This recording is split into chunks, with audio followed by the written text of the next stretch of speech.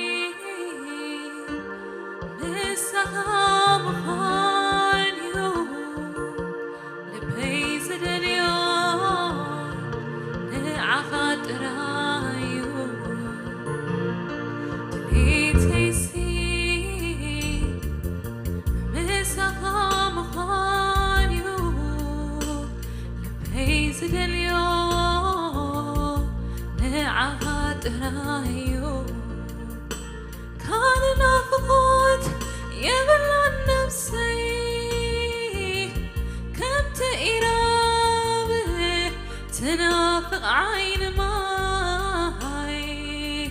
كان نافقوت يبلع نفسي كان هرتا يبلع نفسي كان نافقوت يبلع نفسي كان هرتا يبلع نفسي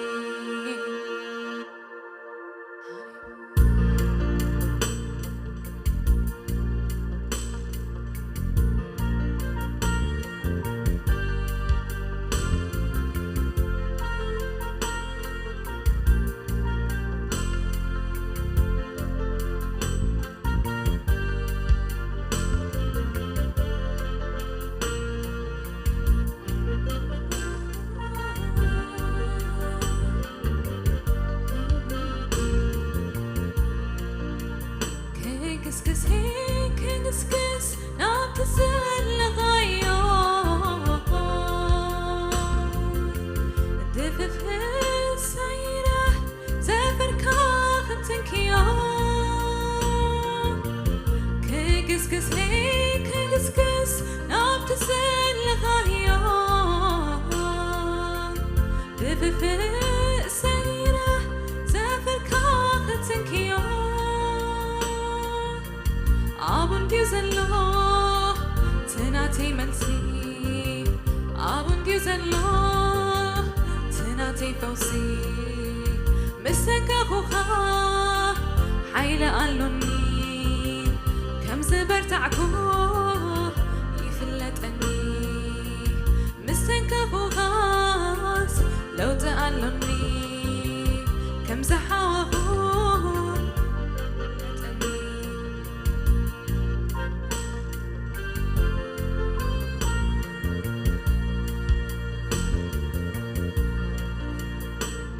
كسكس نابتسل لغيوم دفف السيرة زفر كاختن كيوم كسكس نابتسل لغيوم دفف السيرة زفر كاختن كيوم أبون ديوزلو تناتي منسي أبون ديوزلو تناتي فوسي مستنكفوخا حيلة قالوني كم زبرت عكو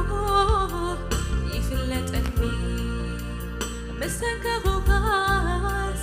لو تقالوني كم زحاوهو يفلت أني بسمكها حيل الله حيل الله بسمكها حيل الله حيل الله بسمكها حيل الله سمكها تقوي عيد حين عندي سمكها تقوي عيد برتي عندي سمكها تقوي عيد حيل عندي سمكها تقوي عيد سعيد عندي سمكها تقوي عيد الحين عندي سمكها تقوي عيد برتي عندي سمكها تقوي عيد حيل عندي سمكها تقوي عيد سعيد عندي حيل الله أبسمكها حيل الله حيل الله أبسمكها حيل الله حيل الله أبسمكها حيل الله سمكها تقوي عيد حين عندي سمكها تقوي عيد برتي عندي سمكها تقوي عيد حيل عندي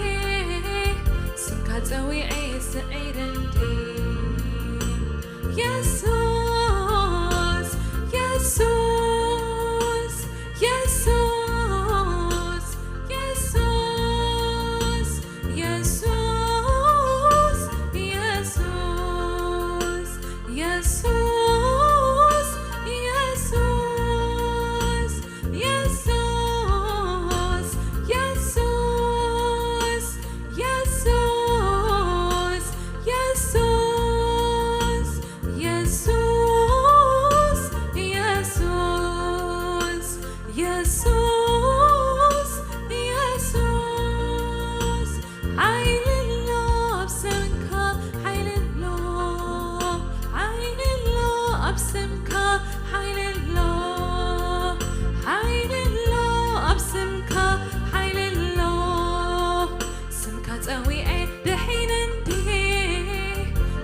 قوي أي برتي عندي سمكات قوي أي حيلندي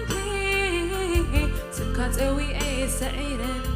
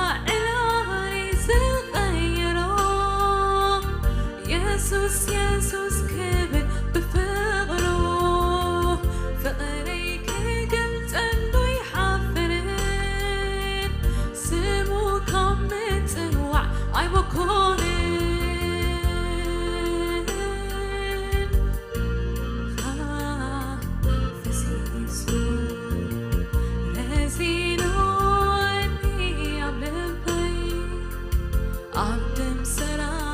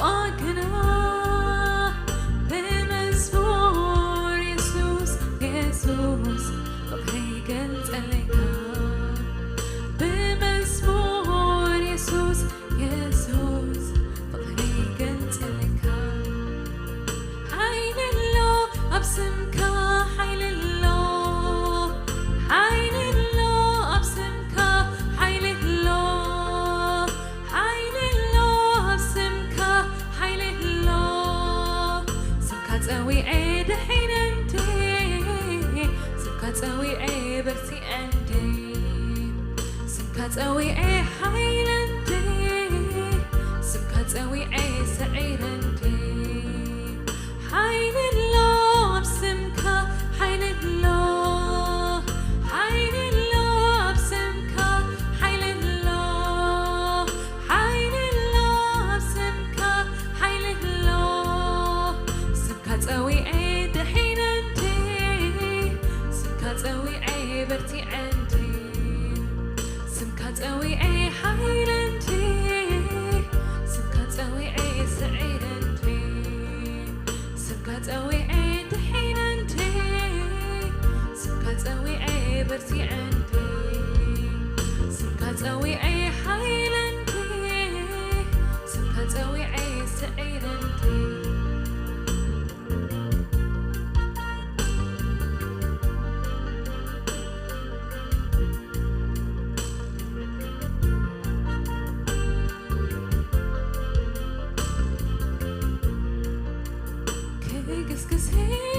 كسكس نام تسهل غايو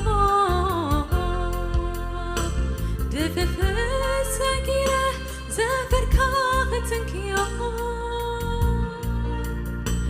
كسكس نام تسهل غايو دفف ساقية زافر كاغتنك يو أبون ديوزلو تناتي ملسي أبون ديوزلو تناتي فوسي مستنك خوخا حيلة قلوني كم زبرت عكو يفلت أني مستنك خوخاس لو تقلوني كم زحاوخو يفلت أني مستنك خوخا حيلة قلوني كم زبرت عكو يفلت أني مستنك خوخاس لو تقلوني كم زحاوخو يفلت أني حيل الله بسمكة حيل الله حيل الله بسمكة حيل الله حيل الله بسمكة حيل الله سمكات قوي دحين عندي سمكات قوي برتي عندي سمكات قوي حيل عندي سمكات قوي سعير عندي يسوس يسوس يسوس يسوس يسوس يسوس يسوس يسوس يسوس يسوس يسوس يسوس يسوس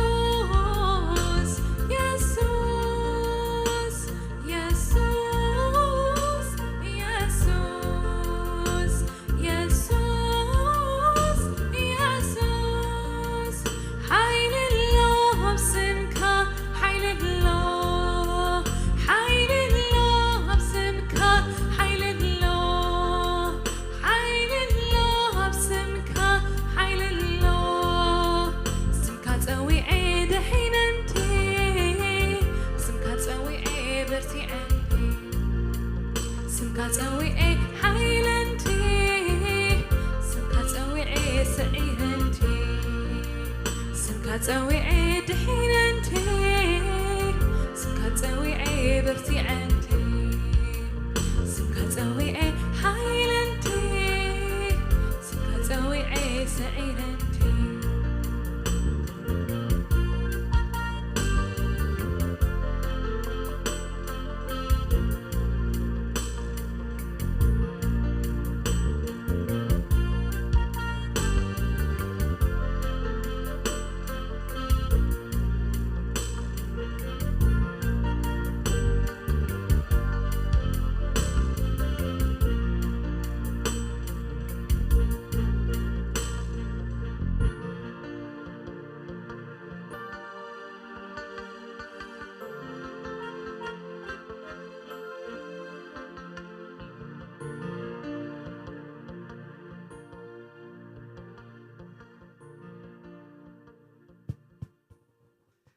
እግዚአብሔር ይመስገን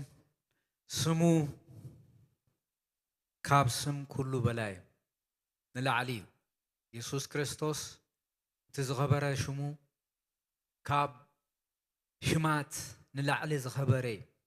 ስለዚህ ክብርን ምስጋና ንዑ ይኹኖ እንደገና ሎም ምሸት እግዚአብሔር ዕድል ስለዝሃበና ዝሃበና ዕድል ተጠቂምና ቃል አምላክ ክንሰምዒና ተዛራባይ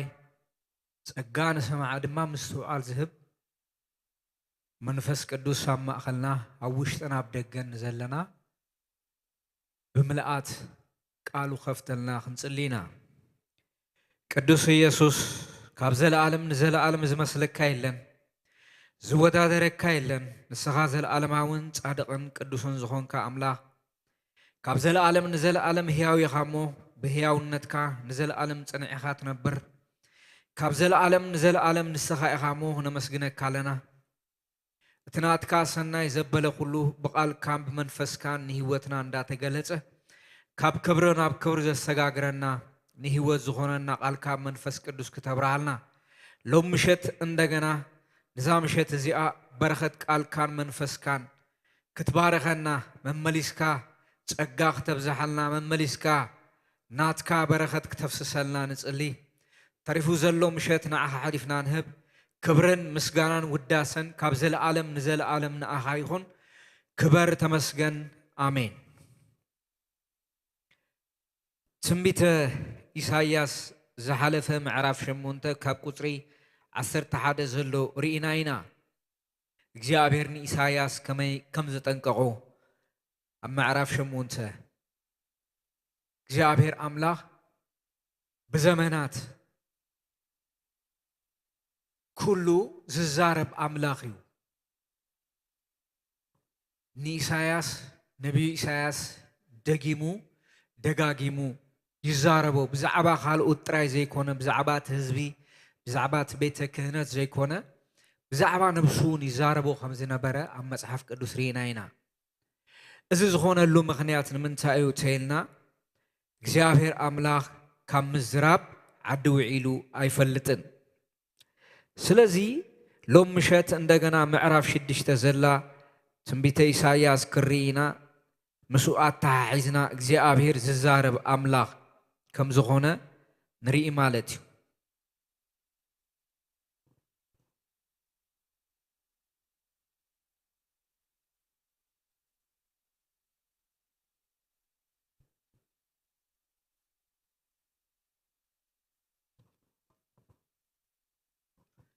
ትንቢተ ኢሳይያስ ምዕራፍ 6 በታ ንጉስ ኦዝያን ዝሞተላ ዓመት ኣነ እግዚአብሔር ኣብ በሪኽን ልዕል ዝበለን ዙፋን ተቐሚጡ ከሎ ረኣኽዎ ዘፈራት ልብሱ ከዓ ነቲ መቕደስ መሊእዎ ነበረ ኣብ ልዕሊኡ ድማ ሱራፌል ቆይሞም ነበሩ ነፍሲ ወከፍ 6 ክንፊ ኣለዎ በቲ ክልተ ንገጹ ይኸድኖ በቲ ክልተ ድማ ንእጋሩ ይኸድኖ በቲ ክልተ እውን ይነፍር ነበረ እቲ ሓደ ከዓ ቅዱስ ቅዱስ ቅዱስ እዩ እግዚአብሔር ጎይታ ሰራዊት ኩላ ምድሪ ብክብሩ መሊኣላ ኢሉ ኣድሃየ ብድምፂ እቶም ዘድሃዩ እቲ መሰረት ልዳውቲ አንቀጥቀጠ እታ ቤት እውን ትክመልኣ ሽዑ ድማ ከናፍረይ ዝረኸሱ ሰብ እየ ኣብ ማእኸል እቲ ከናፍሩ ዝረኸሱ ህዝቢ ከዓ እነብር ኣለኹሞ ወይለይ የዒንተይ ንጉስ ንእግዚአብሔር ጎይታ ሰራዊት ርኤነን እሞ ጠፋእኹ በልኩ ካብቶም ሱራፌል ሓደ ድማ ጓሃረ ካብቲ መሰውዒ ብጉጤት ወሲዱ ኣብ ኢዱ ሒዙ ናባይ ነፈረ ብኡ ከዓ ኣፈይ ተንከየ እሞ እንሆ እዚ ንኸናፍርካ ተንከዮ ኣበሳኻ ርሒቁልካ ሓጢኣትካ እውን ፀሪዩልካ በለኒ ኣብዚ ክፍል እዚ እንሪኦ ነገር ሓደ ነገር እንታይ ኦዝያን ኣብ ዝሞተሉ ግዜ ኢሳይያስ ሓደ ራእይ ርኢዩ እቲ ልዑልን ቅዱስን ዝኾነ ጎይታ ሰራዊት እግዚአብሔር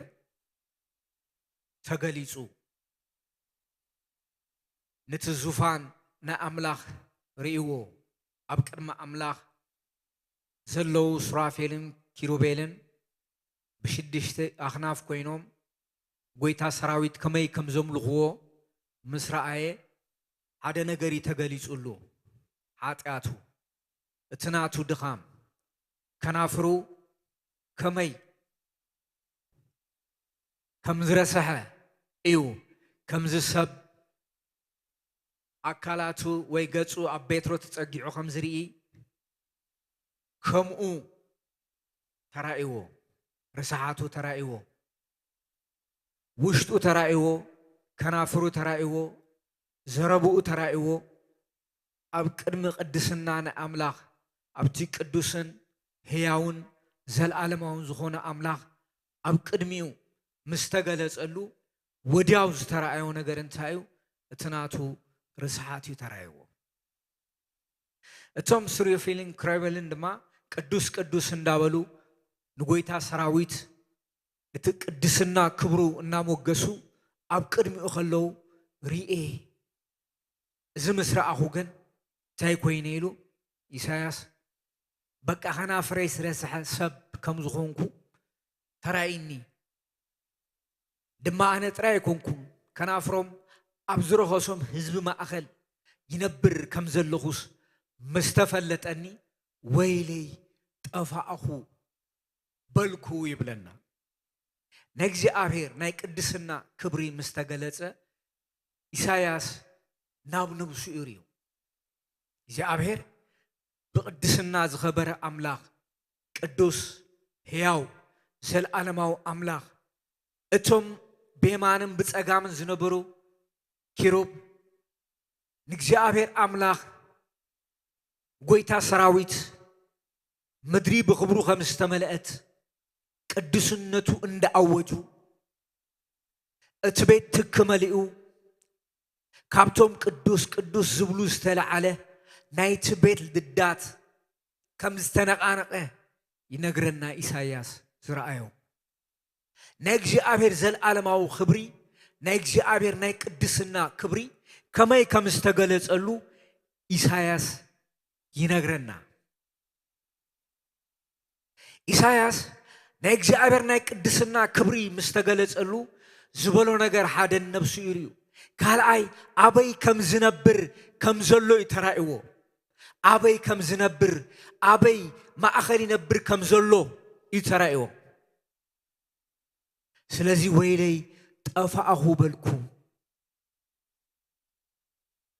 إساس قدسنا أنا أملاخ مستقلت له قدسنا نايتي هياو أملاخ أبكدميو مستقلت شبشبن زمرن اتفتوم اتقدس اتملو زغون أملاخ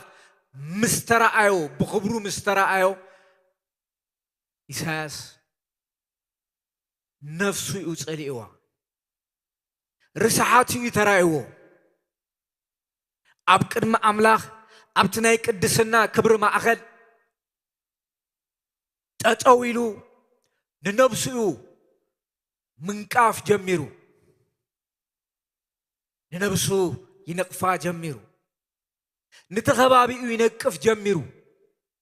كمز زغبرني أنبابرايو أنا كنفري كنافري زرخص سبي عندنا أبتم كنافرهم زنخور زرخصو سبات ما أخلي زنبر كلاتنا زرخصنا إنا نتزرخص زقدس حوي كاب سماء متيو نتزرخص نتزبس نتزمشمش كاوشتو زوت زنبر زرباتات زفوس كاب سماء متيو ملآخ متيو كيروم متيو حاو سيدو نافي تنكفوي بلنا حات أتكان أبساهان تحادي قل كايو بلنيلو ويلي تفاعه እግዚአብሔር አበሱኡን ኃጢአቱን ሓዲጉሉ ኢየሱስ ክርስቶስ ትማልን ሎምን ንዘለዓለም ሕያው እዩ ኣብ ቅድሚ ኣምላኽ ናይ ቅድስና ክብሪ መን ስጋ ዝለበሰ እዩ ጠጠው ክብል ዝኽእል ولا حدا يلن እግዚአብሔር بقدسنان بقرمان زغبر أملاخيو እግዚአብሔር እሱ ቅዱስዩ ይቅድስዩ ቀዲስዎ ቅድስና ሂብዎ ከሕድገት ኃጢአት ሂብዎ ተሓዲጉል ካኢልዎ ገዲፈዮ ኢልዎ እግዚአብሔር ንኢሳይያስ ስለዚህ ኣብ ቅድሚ ኣምላኽ እዩ ናይ ሰባት ኃጢአት ዝምዘን ናይ ሰብ ውድቀት ዝምዘን ብናይ ኣምላኽ ሚዛን እቲ መምዘኒ የማን ፀጋም ኣይኮነን እቲ ናይ ኣምላኽ ናይ ቅድስና ክብሪ ንስዩ ናይ ህይወት መምዘኒ ህይወቱ ብትና ኣምላኽ ቅድስናዩ መዚንዋ ኢሳያስ ህይወቱ አካይድኡ አነባብርኡ ብትና አምላክ ቅድስና ይሪእዎ ሽዑን ብትና አምላክ ቅድስና ምስራኤ ውሽጡ ተረቲዑ ውሽጡ ተሳዒሩ ኣብ ቅድመ አምላክ እትናይ ቅድስና ክብሪ እትናይ ቅድስና ግርማ እትናይ አምላክ ናይ ቅድስና ሞገስ ምስተራአዩ ወይለይ ወይለይ ዘብልዩ ክብሪ አምላክ ወይለይ ዘብልዩ ቅድስና አምላክ ጠፋኹ ዘብልዩ ቅድስና አምላክ ቅድስና አምላክ ጠፋኹ ዘብል ምሕረት ኣብ ቅድመ አምላክ ዘዕትትዩ ቅድስና አምላክ በቃላት ተዛሪብና ንውድኦ አይኮነን እቲ ናይ ቅድስና ምንጪ ዝኾነ እግዚአብሔር ንኢሳይያስ ምስተገለጸሉ ነቢይ ኢሳይያስ ምስተገለጸሉ ኢሳይያስ ወይለይ ጠፋኹ ኢሉ እቲ ግርማ ናይ አምላክ እቲ ቅድስና ናይ አምላክ ምስተገለጸሉ ፍርሃት ኣብ ልቡ ሓዲሩ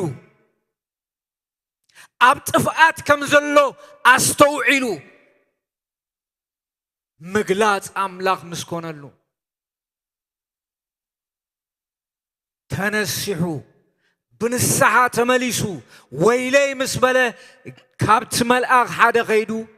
ከናፍሩ ዳሲስዎ ብሓዊ ኢየሱስ ክርስቶስ ትማልን ሎምን ንዘለዓለም ሕያው እዩ ካብቶም ሱራፌል ሓደ ድማ ጓሃሪ ካብቲ መስዋዕቲ ብጉጠት ወሲዱ ኣብ ኢዱ ሒዙ ናባይ ነፈረ ብኡ ኸዓ ኣፈይ ተንከዮሞ እነሆ እዚ ንኸናፍርካ ተንከዮ ኣበሳኻ ርሒቁልካ እዩ ኃጢአትካ እውን ጸሪልካ እዩ በለኒ ኣበስኡ ርሒቁ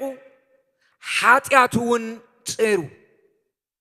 እቲ ኃጢአት ከወግድ ዝኽእል እቲ ኣበሳ ካብ ኣበሳ ኸናግፍ ዝኽእል እቲ ቅዱስን ሕያውን ዝኾነ አምላክ ጥራይ ማንም ካብ ኃጢአት ከናግፍ ዝኽእል ምድራዊ ኃይሊ የለን ማንም ካብ ኣበሳ ከናግፍ ዝኽእል ምድራዊ ኃይሊ የለን ከደቃቅሱ ይኽእሉ እዮም ኣጆኻ ኢሎም ካብ ኃጢአት ከናግፍ ዝኽእል ግን ንሱ ጥራይ እዩ ንሱ እቲ ጎይታ ሰራዊት እቲ ዘለዓለማዊ ጻድቕ ዝኾነ አምላክ ኣብ መንበረ ዙፋኑ ተቐሚጡ ንኹሉ ዝምርምር ንኹሉ ዝፍትን ንኹሉ ዝፍትሽ ንኹሉ ዝርኢ ብቅድስና ዝኸበረ አምላክ ንሱ መጺኡ ቀዲስዎ ኢየሱስ ክርስቶስ ትማልን ሎምን ንዘለዓለም ሕያው እዩ ስለዚህ እግዚአብሔር በቅድስና ዝኸበረ አምላኽ እዩ ቅድስና ብኢድ እግዚአብሔር ተፈጸመ እምበር ብኢድ ሰባት ትኸውን ኣይኮነትን ቅድስና ናይ አምላኽ ባህሪ እዩ ቅድስና ናይ ሰብ ወይ ናይ ደቂ ሰባት ባህሪ ኣይኮነን እቲ ዝቅድስ እቲ ዝፈሊ ብመንፈሱን በኃይሉን ገይሩ ጎይታ ሰራዊት ጥራዩ ኢየሱስ ክርስቶስ ትማልን ሎምን ንዘለዓለም ሕያው እዩ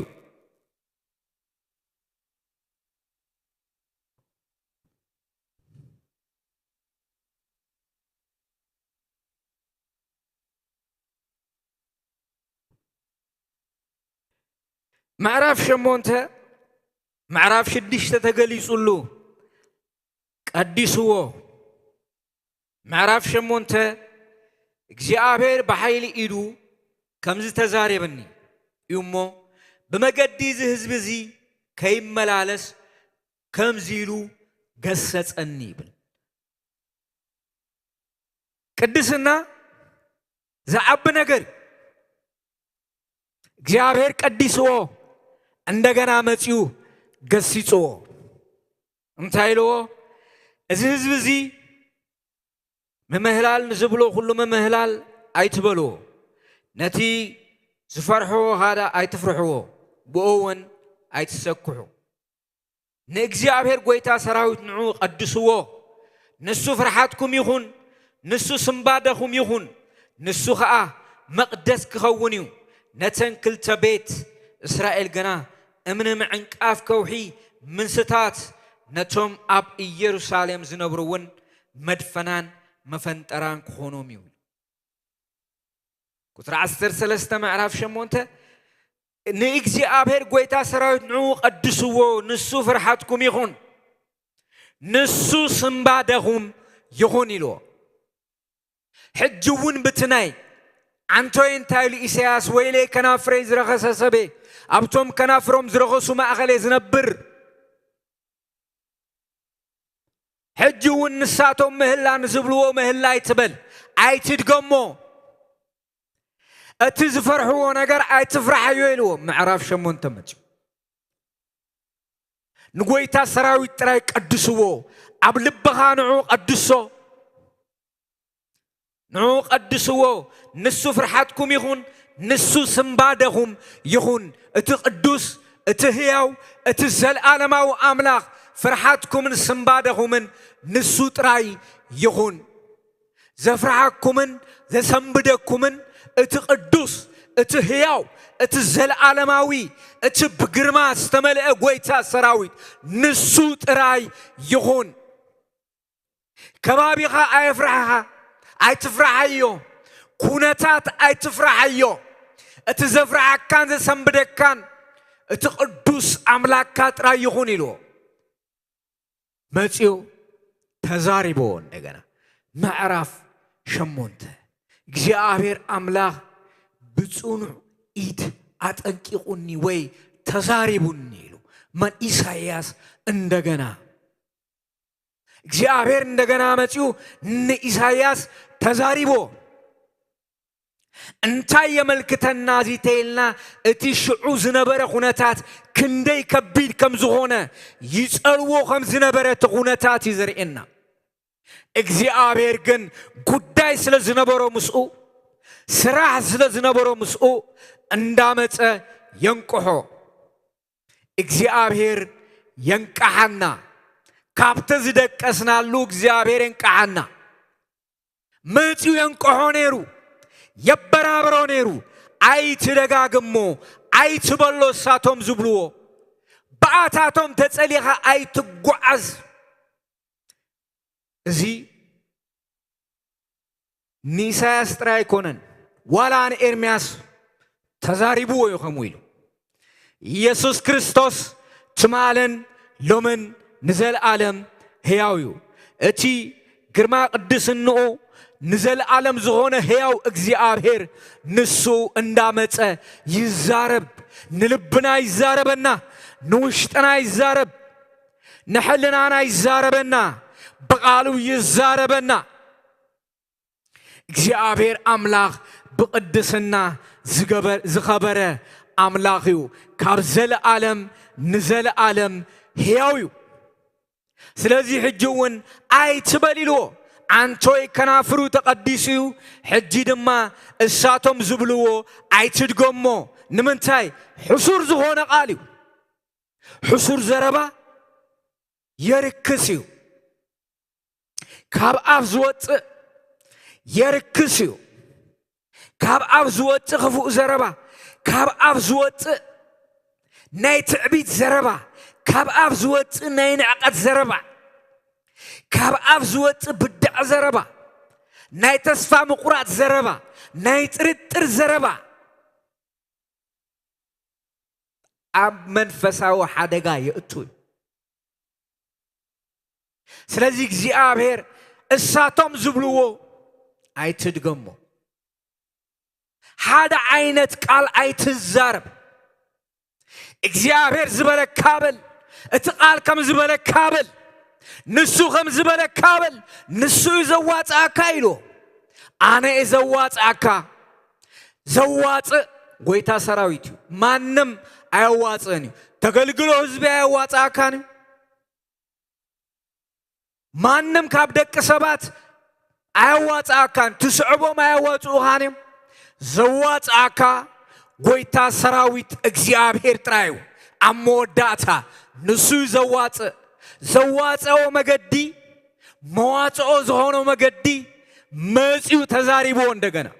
አይትበል ሞር ዲፕሎማት አይትኹን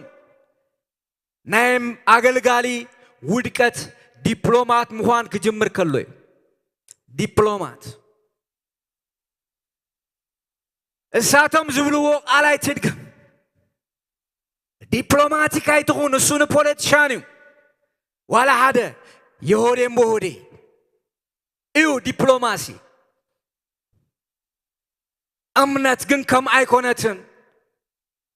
እቲ ተኣምነሉ ኢኻ ትዛረብ እሳቶም ዝብልዎ አይትድገሞ እቲ አምላክ ዝብለካ በሎ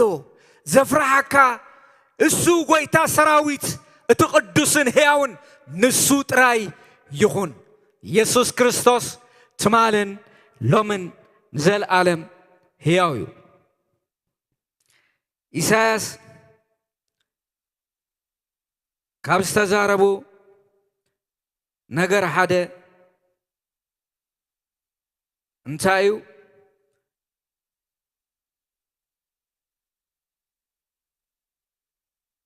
ሽዑ ድማ ከናፍረይ ዝረኸሱ ሰብየ ቁጥሪ 5 ኣብ ማእኸል እቲ ከናፍሩ ዝረኸሱ ህዝቢ ኸኣ እነብር ኣለኹ እሞ ወይለይ የዒንተይ ንጉስ ንእግዚአብሔር ጎይታ ሰራዊት ርኤ እሞ ጠፋእኹ በልኩ ኢሉ ገልጨ ነገር እዩ ከናፍረይ ረኺሱ እዩ ከናፍሮም ድማ ዝረኸሱ ህዝቢ ማእኸለይ ዝነብር ዘለኹ ነቲ ጎይታ ሰራዊት ርኤዮ ኣለኹ እሞ ነቲ ቅዱስን ሕያውን ርኤዮ ኣለኹ እሞ ወይለይ ጠፋእኹ በልኩ ኢሉ እግዚአብሔር ግን አይትጠፍእን አጆኻ ኢሉ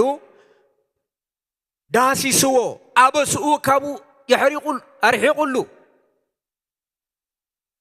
ኃጢአቱ ካብኡ ደምሲሱሉ መን ጎይታ ሰራዊት እግዚአብሔር ክግለጽ ከሎ ንሰባት ናብ ሰባት ክመጽእ ከሎ ከድሕኖም ይዝመጽእ ክፍውሶም ይዝመጽእ በበረኸት ክመልኦም ይዝመጽእ ናብኡ ክጸግዖም ይዝመጽእ ኢየሱስ ክርስቶስ ትማልን ሎምን ንዘለዓለም ሕያው እዩ ንኢሳይያስ አጸጊዕዎ ናብኡ እንደገና ምዕራፍ 8 ተጓሲዎ እሳቶም ዝብልዎ ቃላት አይትድገሙ ምህላን ዝብልዎ ቃል መመሊስካ ምህላ አይትበል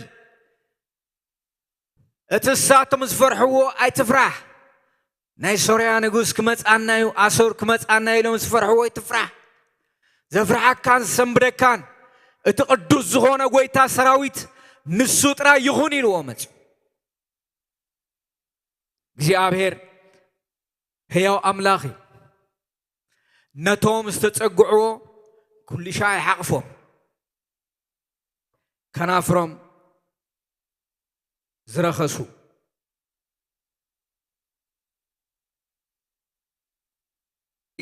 ትንቢተ ኤርምያስ ምዕራፍ 9 ብዛዕባ ከናፍሮም ዝረኸሱ ቁጥሪ 3 እንታይ ይብል ካብ እከይ ናብ እከይ ይሓልፉ ንዓይ ከዓ ኣይፈልጡንን እዮም እሞ ንልሳኖም ከም ቀስቶም ገይሮም ሓሶት ይግትሩ ኣለዉ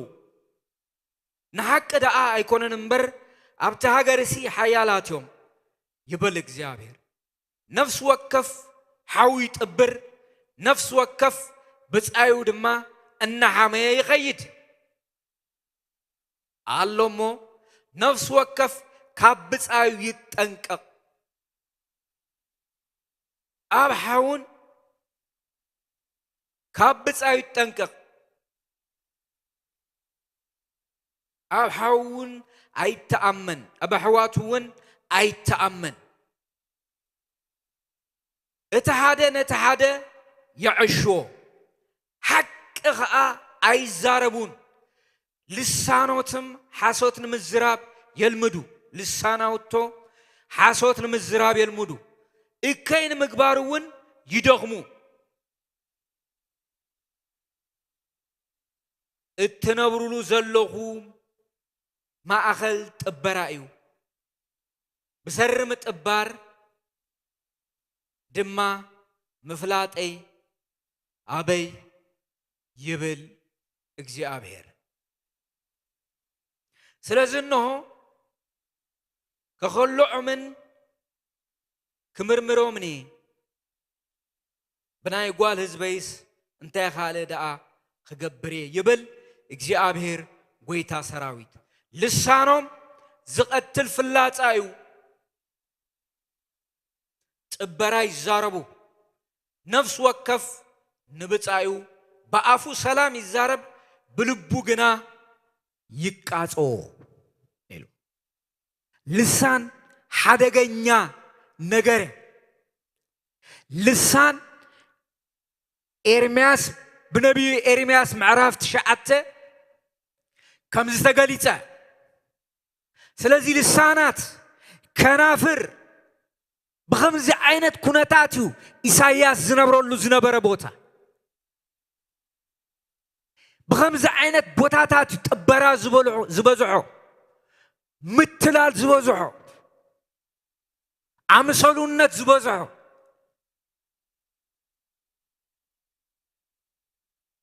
أبلبوم بأفهم سلام الزاربو بلبوم جنا يقاطعو أفهم سلاميو بلبوم يقاطعو كنا فري زرخسه زبله زخن فراي كونن وشتو تمليو ززاربو زنبره بخنا فروزو دليون እግዚአብሔር بتحيال إيدو جيرو بزز مقدي كي كيد بتصنع أتنكيقوني إذا مقدزي كي كدو እግዚአብሔር أتنكيقوني إساس كم إلونا سلازي እግዚአብሔር وشت إزمرمر أملاخيو لب زفتن أملاخيو وشت زرئي أملاخيو إساياس بتغبابيو يتصلو خمس نبرة يزرئنا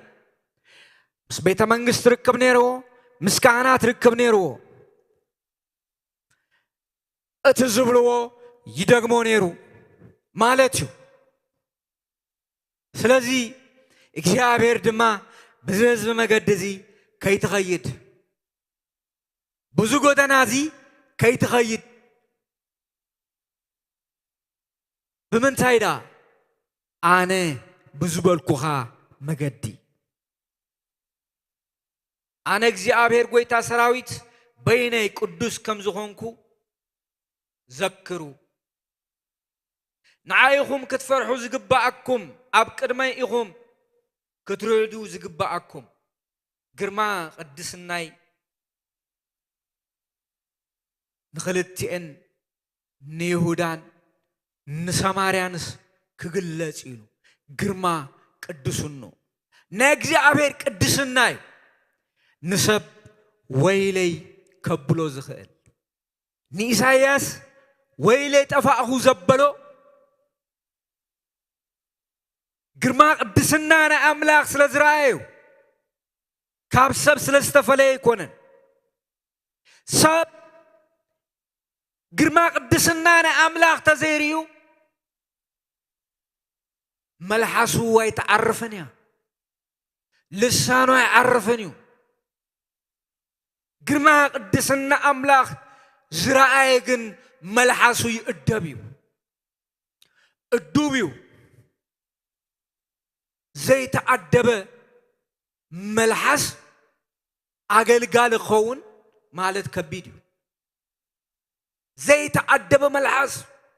እግዚአብሔር ንልሳናቱ እዩ ዝቆጻጸሮ ነይሩ ንልሳናቱ ንዘረቡ ንመገዱ ንኢሳይያስ ነትዝዛረቦ ኣብ ትንቢተ ሚልክያስ እቲ ካህን ናይ ጎይታ ሰራዊት መልእኽተኛ እሞ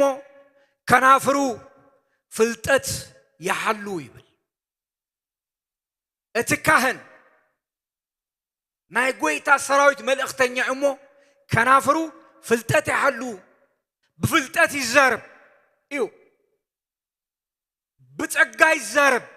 بطباب الزارب واب وجه الله زرباتات فريكرسكي زغونة زرباتات أيوتو أيو أفريكرسكي زركب أفريكرسكي تركب نبي وياغلغالي بأفو انتاي كم زوجة براي وبعض سلازي كنافر يزمزن أب جبر هواريات اتوم لك كهنات نبعال بيتروس مسحزوهم زربا خمس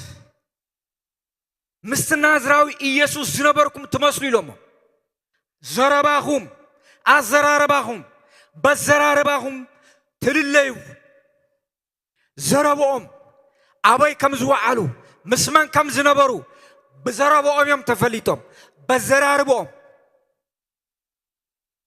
أبكر ما أملاخ زنبره أبكر ما أملاخ جزاز علفه زربوا فلوتيو مس كريستوس جزاز علفو زربهم فلوتيو كاب عفوم زوت قال فلوتيو كبابيهم كتسألهم أي كيلنيو موعالي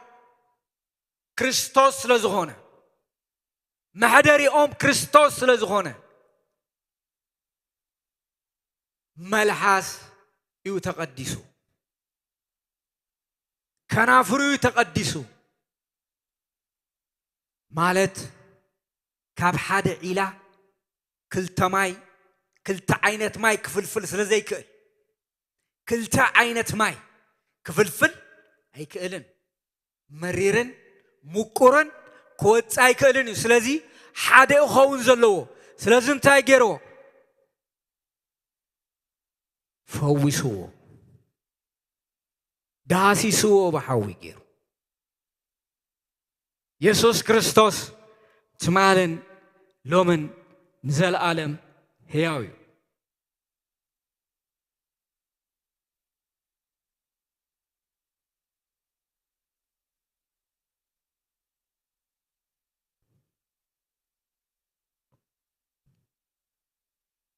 እግዚአብሔር አምላክ ንሱ በቅድስና ዝኸበረ አምላክ እዩ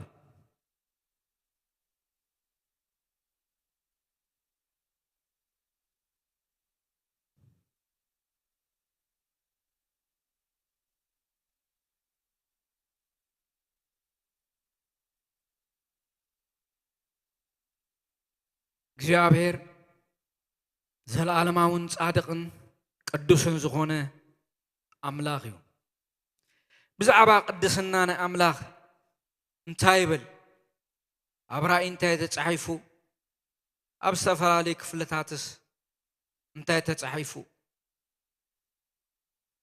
ክሪና እግዚአብሔር ብግርማን ብቅድስናን ዝኸበረ ኣምላኽ እዩ ራእይ 4:8 እቶም 4 እንስሳ ድማ ነፍስ ወከፎም ሸሽድሽተ ክንፍ ኣለዎም ብዙሪኦም ብውሽጦም ካ የዕንቲ መሊእዎም እዩ ለይትን መዓልትን ከይቋረፁ ድማ እቲ ዝነበረን ዘሎን ዝመጽእን ኩሉ ዝከኣሎ እግዚአብሔር ኣምላኽ ቅዱስ ቅዱስ ቅዱስ እዩ ይብሉ እግዚአብሔር ብቅድስና ዝኸበረ ኣምላኽ እዩ ዳዊት መዝሙረ ዳዊት 103 ቁጥሪ 20 ኣቱም መላእኽቲ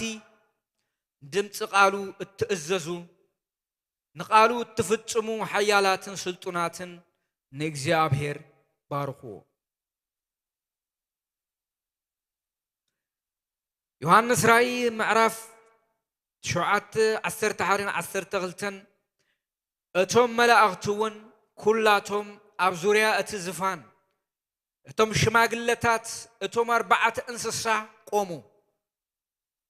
ኣብ ቅድሚ እቲ ዙፋን ፍግም ኢሎም ከዓ ኣሜን ውዳሰን ግርማን ጥበብን ምስጋናን ክብርን ስልጣንን ሓይልን ንዘለዓለም ዓለም ንኣምላኽና ይኹን ኣሜን እናበሉ ንኣምላኽ ሰገዱ ነቲ በዓል ግርማ ነቲ ሓያል ኣምላኽ ሽማግለታት እቶም 4 እንስሳ ቆሙ እቶም ሽማግለታት እውን ሰገዱ ነቲ ዘለዓለማውን ጻድቕን ሕያውን ዝኾነ ኣምላኽ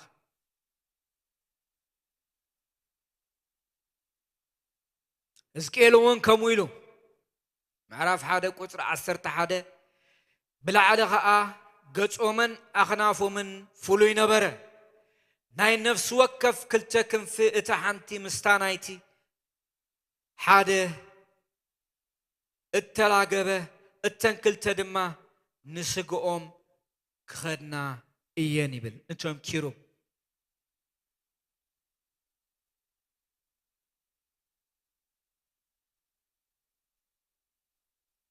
ቀዳማይ ነገሥት 6:24 ሓንቲ ክንፊ እቲ ኪሩብ ድማ 5 እመት ካልእቲ ክንፊ እቲ ኪሩብ ከዓ 5 እመት ነበራ ካብ ጫፍ እታ ሓንቲ ክንፊ ከዓ ክሳብ ጫፍ እታ ሓንቲ ክንፊ 10 እመት ነበራ ይብል ናይቶም ኪሩብ ወይታ ሰራዊት ኣምላኽ ኣብ ቅድሚኡ ቅዱስ ቅዱስ ቅዱስ ወይታ ሰራዊት ምድሪ ካብ ክብርኻ ተመሊኣ እንዳበሉ 5 እመት እቲ ክልተ ድማ 10 እመት ሓደ እመት ክንደይ ከም ዝኾነ ትፈልጡ ኢኹም ስለዚ እቲ ሕያውን ዘለዓለማውን ጻድቕን ዝኾነ ጎይታ ብጎይታና ብመድሕና ብኢየሱስ ክርስቶስ ብጸጋ መንፈስ ብመንፈስ ቅዱስ ንዘለዓለም ውልድነት ሓሪና ዝተሓረና ኢና እቲ ብቅድስናን ብግርማን ዝኸበረ ኢየሱስ ክርስቶስ ንሱ ብደሙ ነብኡ ካህናት ንኽንከውን ተቐዲስና ኢና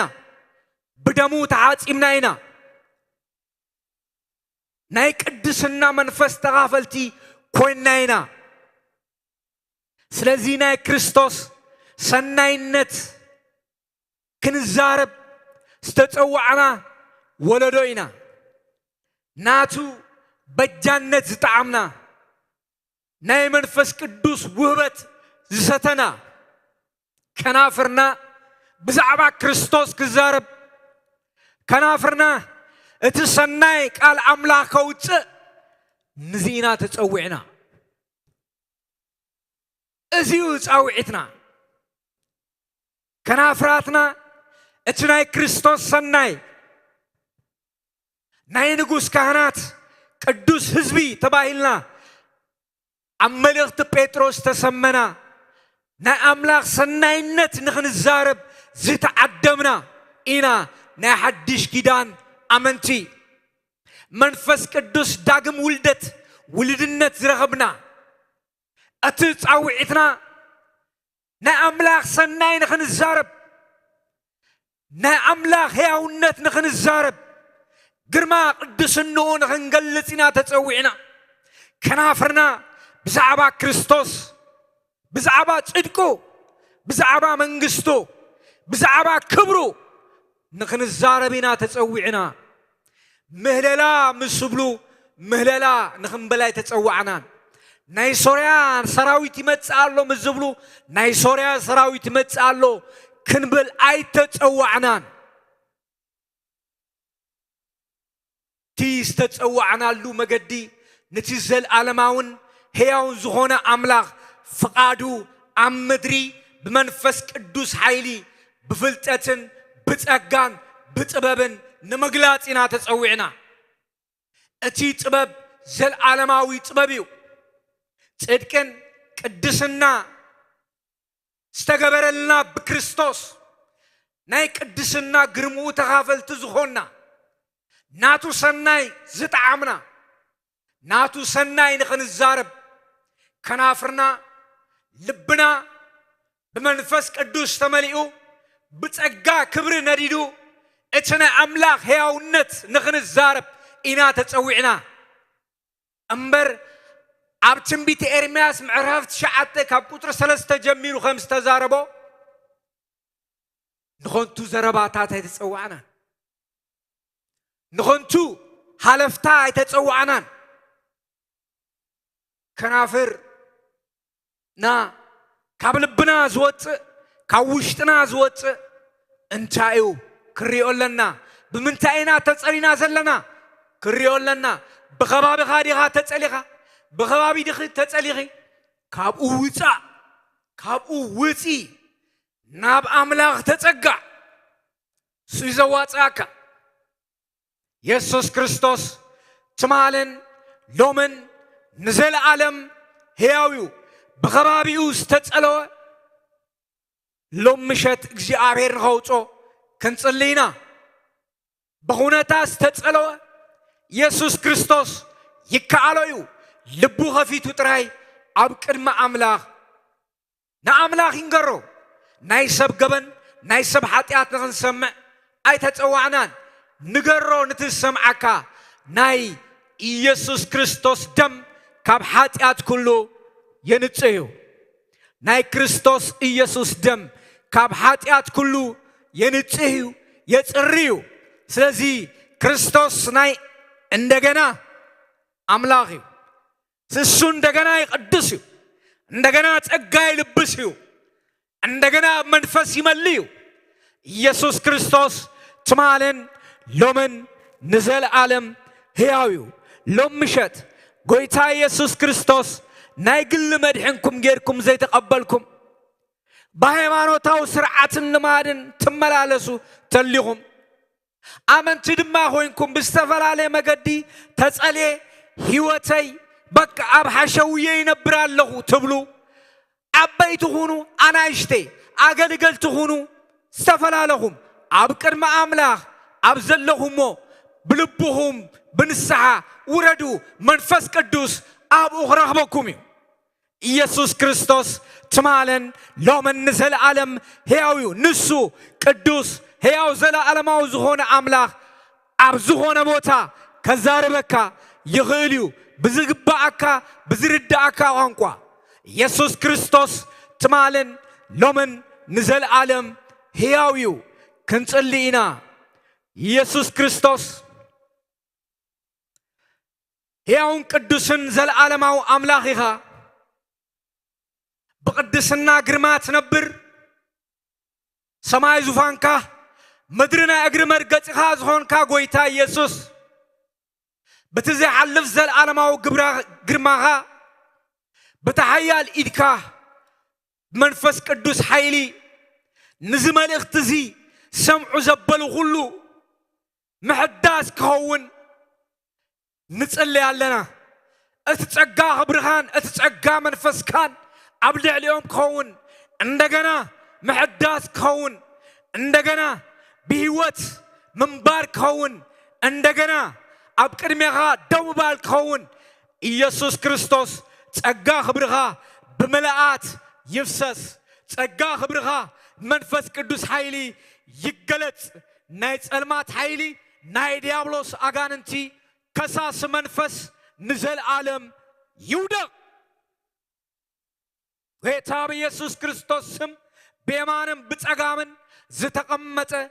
كساس منفس يودق حجينا أملاغنا مدحان ناي كريستوسم سلطان كونا تبايلو خمس تتعافى ليتن قطرن أبكر مع أملاغ زخصوم زنبرة كساس ديابلوس تدربيو كم استبهاله كاب تغنشل دم استلع على كم مسكرنتهم رتعوه خم استبهاله ديابلوس بدم كاترتعو نحنسابنا حوارون سلست دربه نمسجنك كالنا إيسوس كريستوس تمالن لومن نزل عالم هياوي خامو نايك قدسنا كبرغا يفسس نايك قدسنا كبرغا بجرمان بحيلن يقلت سلت قبرو نمسجنك كالنا كبرن مسجانان وداسن كابزل عالم نزل عالم نعغايغون كابزل عالم نزل عالم قدسن هياون زل عالماون زغون كأملاخ بجرما بموجس بزل عالماو خبر تنبر هياو أملاخ أعلافات كيزي أعلافات سجدلك كبرن وداسن تقبل ناين قستات نجوس إيسوس ناي قويتوت قويتا إيسوس زمسلك يلن زودا درك يلن نسخة زل عالماو أملاخ هياو أملاخ قدوس أملاخ صادق أملاخ إغامو نمسجنك كبر نبلكا بتسقى كبرها ناي قدسنا موغس تغافلتي سلازقبركانا كبورا بو نمسجنك منفس قدوس حيل سلازقدسكانا بتسقى منفسكا سلازتنكفكانا نمسجنك لنا كبر تمسجن وداسنا عغا عملوغون عغا كبرين عغا كابزل عالم نزل عالم كبر بكبر ودغا بإيسوس كريستوس سم آمين.